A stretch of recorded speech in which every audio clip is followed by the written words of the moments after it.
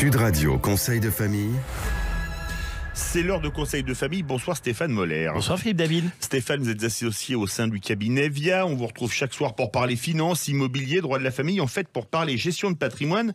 Aujourd'hui, nous continuons notre saga autour des résidences de service. On a déjà abordé les résidences de tourisme, d'affaires, les EHPAD, les résidences étudiantes. Il y reste une 5e catégorie, les résidences services seniors. Alors oui. Acheter un appartement dans une résidence service senior est une intéressante façon de faire un investissement locatif. Rappelez-nous la définition d'une résidence de service. Alors c'est un immeuble dont les copropriétaires ont décidé de confier unanimement la gestion à un exploitant hôtelier. Cette exploitation se fait au travers d'un bail commercial dont la durée peut aller jusqu'à 12 ans. Ce bail assure aux propriétaires un loyer ferme, quel que soit le taux de remplissage de la résidence et l'état de l'appartement. C'est une intéressante façon de sécuriser des revenus. Et alors, quelles sont les spécificités des investissements dans les résidences seniors ? Eh bien, les résidences services seniors sont généralement composées d'une centaine d'appartements organisés autour d'espaces de services et d'activités destinés à accueillir des personnes âgées. Elles présentent plusieurs avantages en matière d'investissement. Allons-y. Alors, le premier avantage tient évidemment au marché que ces résidences adressent.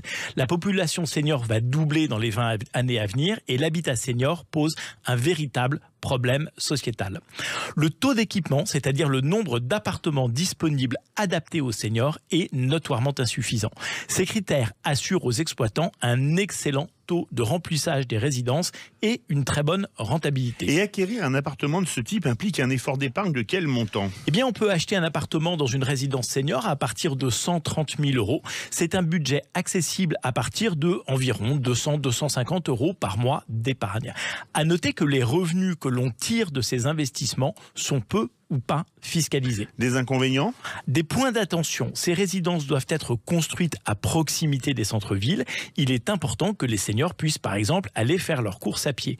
Si tel est le cas, alors ces appartements ont une valeur intrinsèque. C'est-à-dire qu'en l'absence d'exploitation commerciale, on pourrait imaginer qu'il soit tout de même possible d'en tirer un revenu ou de le revendre. Donc, une fois de plus, l'emplacement est primordial. Oui, même s'il y a des seniors partout, comme toujours en matière d'immobilier, il faut privilégier des emplacements premium. Autre point de vigilance ? Eh bien, à condition d'avoir vérifié la qualité des exploitants et des emplacements, les résidences seniors s'imposent comme une solution d'investissement plus que incontournable. Merci Stéphane et à lundi. À lundi Philippe et bon week-end. Merci Stéphane, conseil de famille à retrouver en podcast sur sudradio.fr et n'hésitez pas à poser vos questions sur le site de conseil de famille, conseil au pluriel -2-famille.com.